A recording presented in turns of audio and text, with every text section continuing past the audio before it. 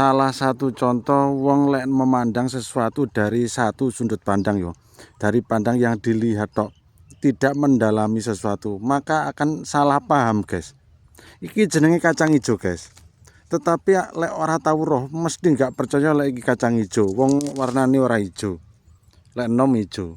Iki sejatine utuk kacang ijo, guys. Asli utuk kacang ijo. Tapi kacang ijo iku jerone. Lah, ben awakmu roh jerone iku kudu dionceki, guys. Jadi, lah awakmu ingin mengetahui sesuatu kudu dionceki.